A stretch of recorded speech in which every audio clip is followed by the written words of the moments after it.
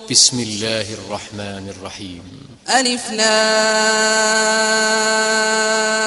را تلك آيات الكتاب المبين إنا أنزلناه قرآنا عربيا لعلكم تعقلون نحن نقص عليك أحسن القصص بما أوحينا إليك هذا القرآن وإن كنت من قبله لمن الغافلين إذ قال يوسف لأبيه يا أبت إني رأيت 11 كوكبا والشمس والقمر رأيتهم لي ساجدين قال يا بني لا تقصص رؤياك على إخوتك فيكيدوا لك كيدا إن الشيطان للإنسان عدو مبين وكذلك يجتبيك ربك ويعلمك من تأويل الأحاديث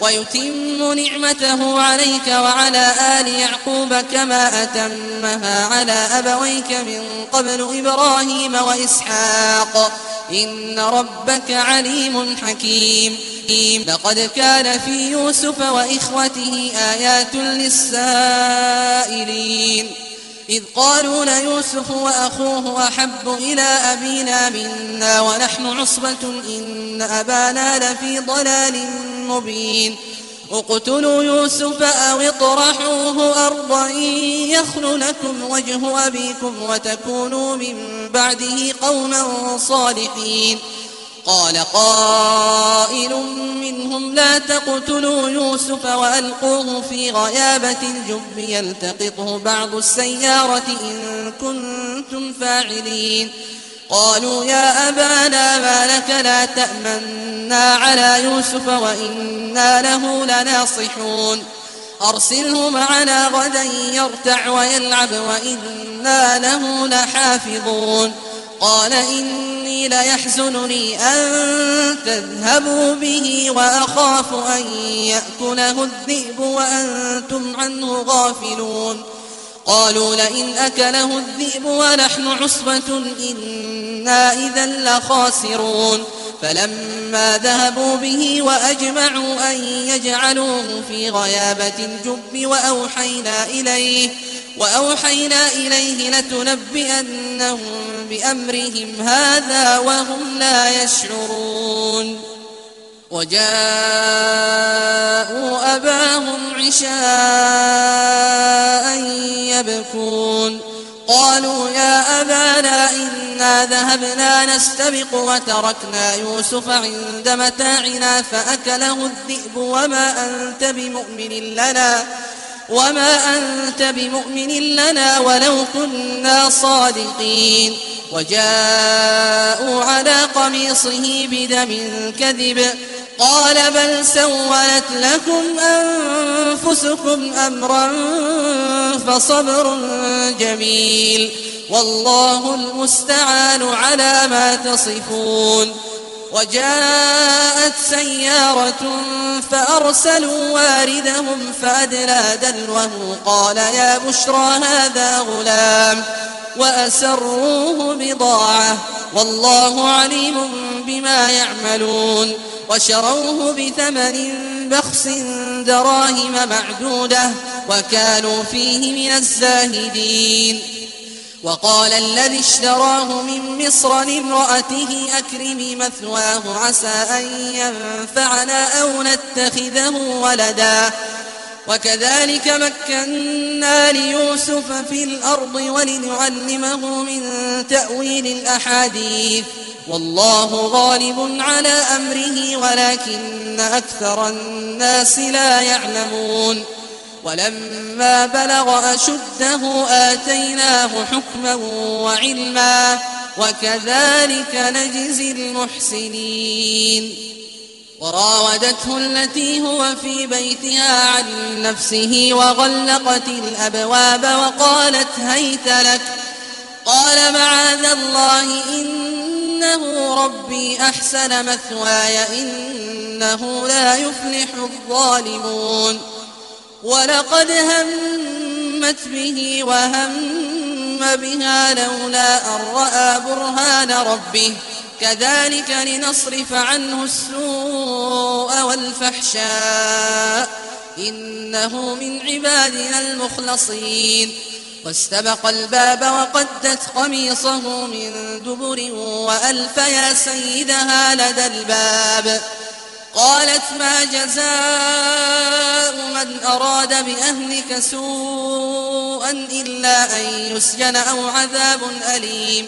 قال هي راودتني عن نفسي وشهد شاهد من أهلها إن كان قميصه قد من قبل فصدقت وهو من الكاذبين وإن كان قميصه قد من دبر فكذبت وهو من الصادقين. فلما رأى قميصه قد من دبر قال إنه من كيدكن إن كيدكن عظيم. يوسف أعرض عن هذا واستغفري لذنبك إنك كنت من الخاطئين. وقال نسوة في المدينة امرأة العزيز تراود فتاها عن نفسه قد شغفها حبا إنا لنراها في ضلال مبين. فلما سمعت بمكرهن أرسلت إليهن وأعتدت لهن متكئا وآتت كل واحدة منهن سكينا وقالت اخرج عليهن. فلما رأينه أكبرنه وقطعن أيديهن وقلن حاش لله ما هذا بشرا إن هذا إلا ملك كريم. قالت فذلكن الذي لمتنني فيه ولقد راودته عن نفسه فاستعصم ولئن لم يفعل ما آمره ليسجنن وليكونن من الصاغرين. قال رب السجن أحب إلي مما يدعونني إليه وإلا تصرف عني كيدهن أصب إليهن وأكن من الجاهلين. فاستجاب له ربه فصرف عنه كيدهن إنه هو السميع العليم. ثم بدا لهم من بعد ما رأوا الآيات ليسجننه حتى حين. ودخل معه السجن فتيان قال أحدهما إني أراني أعصر خمرا وقال الآخر إني أراني أحمل فوق رأسي خبزا تأكل الطير منه نبئنا بتأويله إنا نراك من المحسنين. قال لا يأتيكما طعام ترزقانه إلا نبأتكما بتأويله قبل أن يأتيكما ذلكما مما علمني ربي إني تركت ملة قوم لا يؤمنون بالله وهم بالآخرة هم كافرون واتبعت ملة آبائي إبراهيم وإسحاق ويعقوب ما كان لنا أن نشرك بالله من شيء ذلك من فضل الله علينا وعلى الناس ولكن أكثر الناس لا يشكرون. يا صاحبي السجن أأرباب متفرقون خير أم الله الواحد القهار ما تعبدون من دونه إلا أسماء سميتموها أنتم وآباؤكم ما أنزل الله بها من سلطان إن الحكم إلا لله أمر أن لا تعبدوا إلا إياه ذلك الدين القيم ولكن أكثر الناس لا يعلمون. يا صاحبي السجن أما أحدكما فيسقي ربه خمرا وأما الآخر فيصلب فتأكل الطير من رأسه قضي الأمر الذي فيه تستفتيان. وقال للذي ظن أنه ناج منه اذكرني عند ربك فأنساه الشيطان ذكر ربه فلبث في السجن بضع سنين. وقال الملك إني أرى 7 بقرات سمان يأكلهن 7 عجاف و7 سنبلات خضر وأخر يابسات يا أيها الملأ أفتوني في رؤياي إن كنتم للرؤيا تعبرون. قالوا أضغاث أحلام وما نحن بتأويل الأحلام بعالمين. وقال الذي نجا منهما وادكر بعد أمة أنا أنبئكم بتأويله فأرسلون. يوسف أيها الصديق أفتنا في 7 بقرات سمان يأكلهن 7 عجاف و7 سنبلات خضر وأخر يابسات لعلي أرجع إلى الناس لعلهم يعلمون قال تزرعون 7 سنين دابا فما حصدتم فذروه في سنبله إلا قليلا مما تأكلون ثم يأتي من بعد ذلك 7 شداد يأكلن ما قدمتم لهن إلا قليلا مما تحصنون ثم يأتي من بعد ذلك عام فيه يغاث الناس وفيه يعصرون وقال الملك ائتوني به فلما جاءه الرسول قال ارجع إلى ربك فاسأله ما بال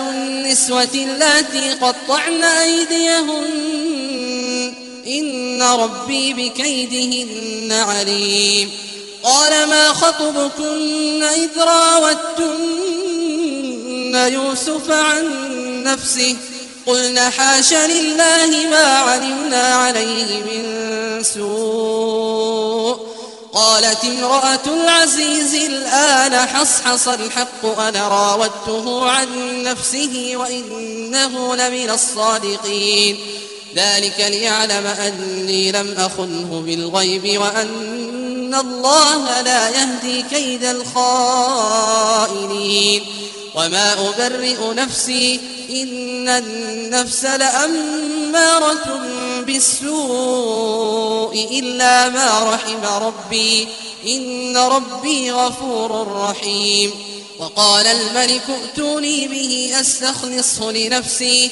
فلما كلمه قال إنك اليوم لدينا مكين أمين قال اجعلني على خزائن الأرض إني حفيظ عليم وكذلك مكنا ليوسف في الأرض يتبوأ منها حيث يشاء نصيب برحمتنا من نشاء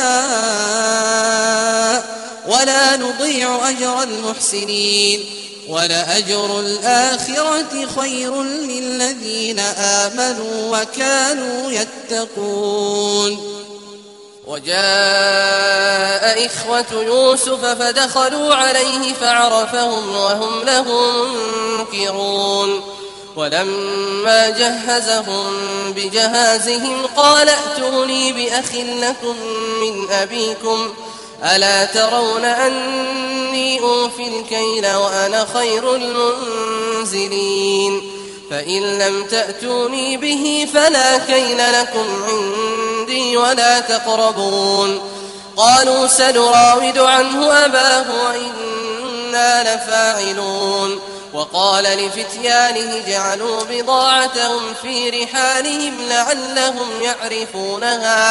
لعلهم يعرفونها إذا انقلبوا إلى أهلهم لعلهم يرجعون فلما رجعوا إلى أبيهم قالوا يا أبانا منع منا الكيل فأرسل معنا أخانا نكتل وإنا له لحافظون قال هل آمنكم عليه إلا كما أمنتكم على أخيه من قبل فالله خير حافظا وهو أرحم الراحمين ولما فتحوا متاعهم وجدوا بضاعتهم ردت إليهم قالوا يا أبانا ما نبغي هذه بضاعتنا ردت إلينا ونمير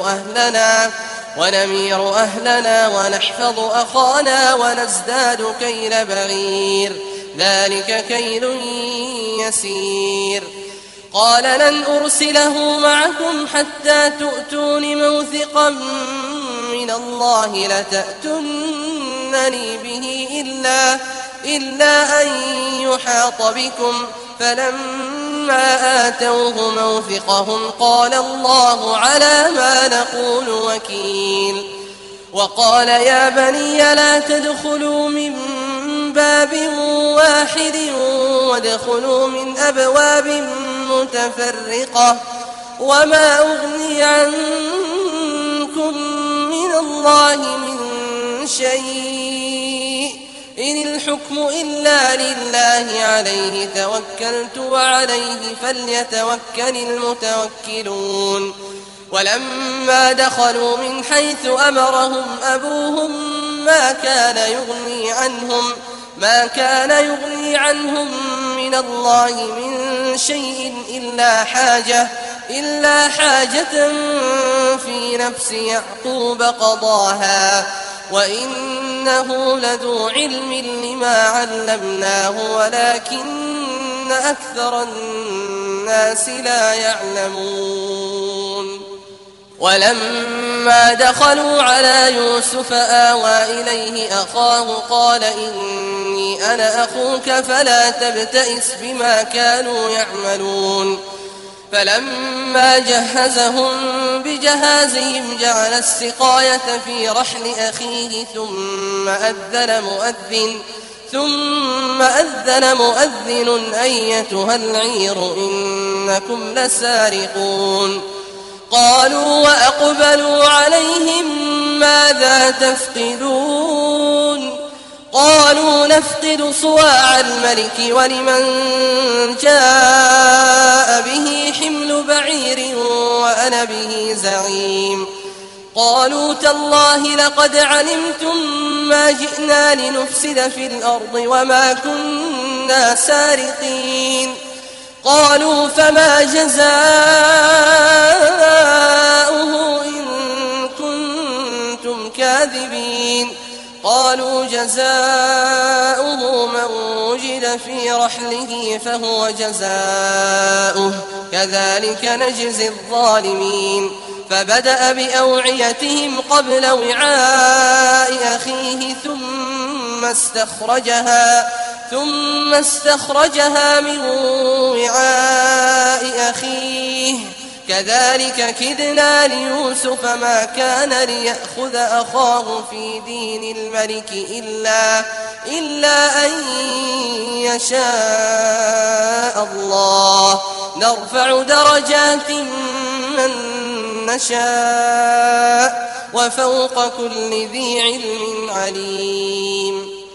قالوا إن يسرق فقد سرق أخ له من قبل فأسرها يوسف في نفسه ولم يبدها لهم قال أنتم شر مكانا والله أعلم بما تصفون.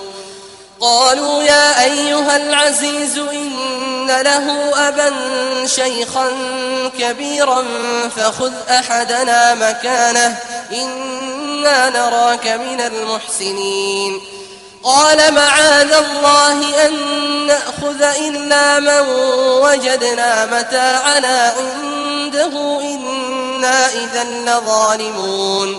فلما استيئسوا منه خلصوا نجيا.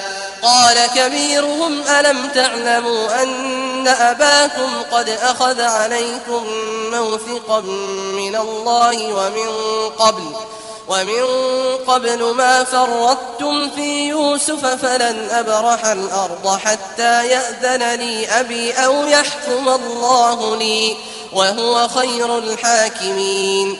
ارجعوا إلى أبيكم فقولوا يا أبانا إن ابنك سرق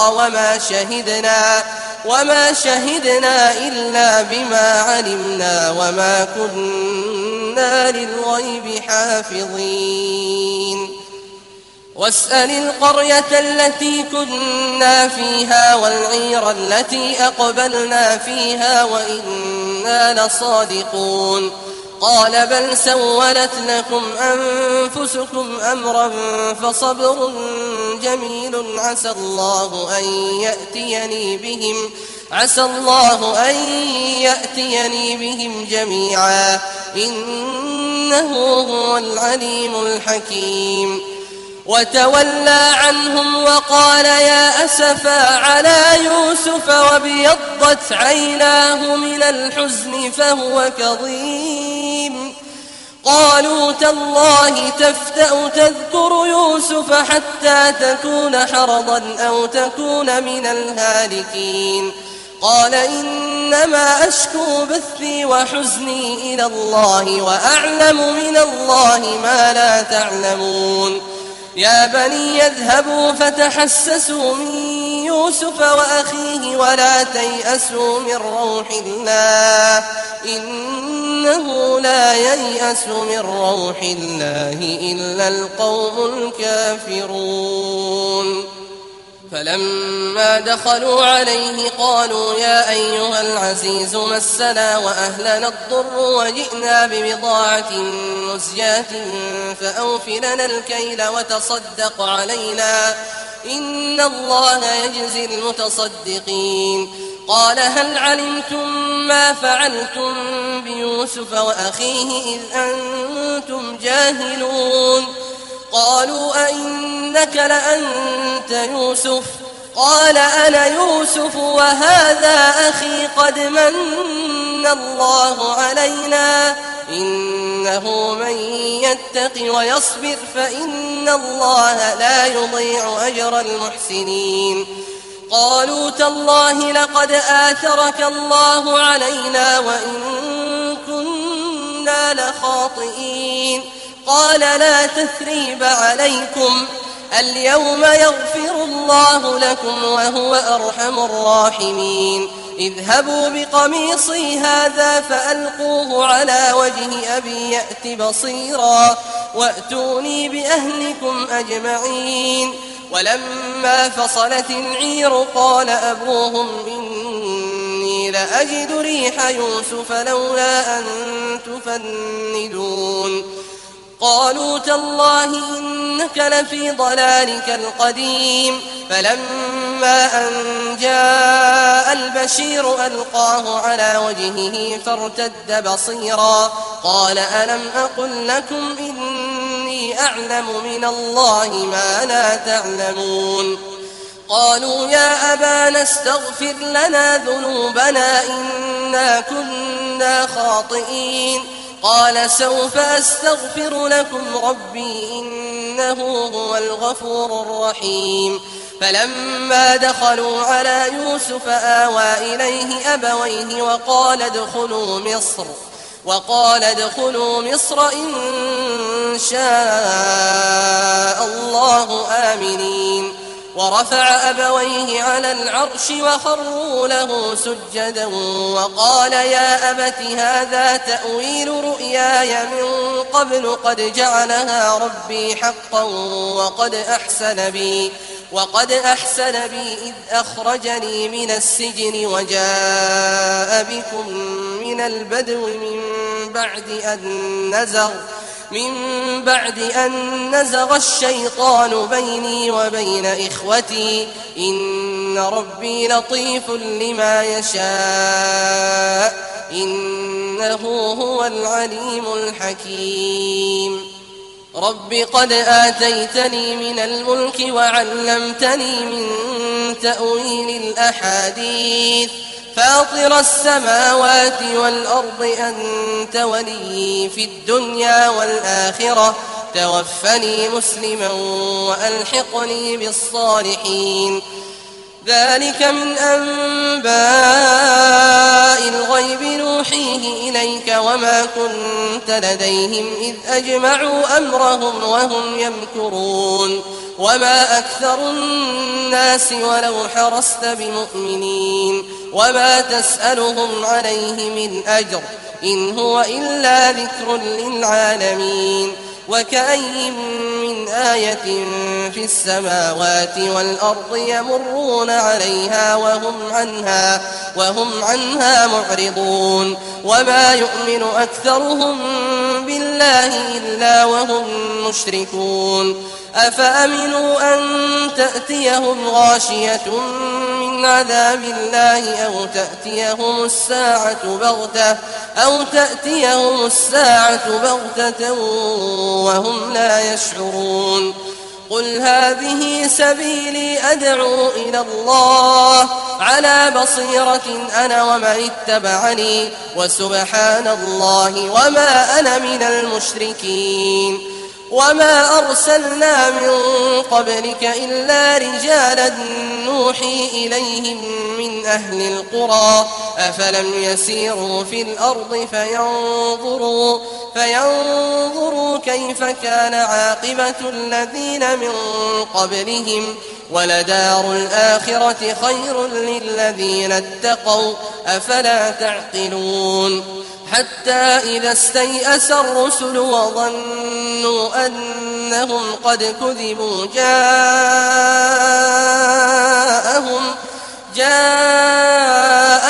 نصرنا فنجي من نشاء ولا يرد بأسنا عن القوم المجرمين لقد كان في قصصهم عبرة لأولي الألباب ما كان حديثا يفترى ولكن تصديق الذي بين يديه وتفصيل كل شيء وهدى ورحمة لقوم يؤمنون